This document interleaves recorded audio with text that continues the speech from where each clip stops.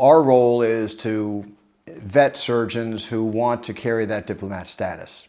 We understand that our role is to produce an exam, produce a written and an oral examination that can help to vet a surgeon.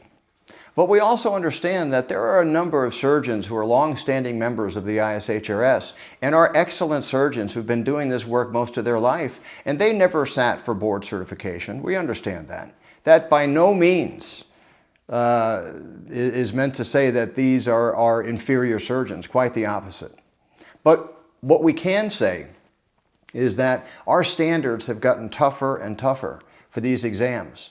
What we can say, without question, is that if an individual does sit for this examination and obtains diplomat status, there's no question that they're going to be able to produce quality work. That we can say.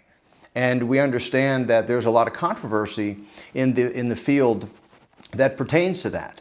But I can assure you, if you are not a highly skilled, highly trained hair restoration surgeon, and you attempt to sit for this examination, I assure you, you will not pass. This year, even more so than ever, I think we're being able to show that we're holding a very high standard because our psychometric evaluation of our test is being done by one of the leading authorities in the testing world. And that'll be made public very soon. But we've gone the extra mile to ensure that our exam is being psychometrically evaluated so it withstands any scrutiny that may be brought against it. But again, I think it's important to understand that distinction.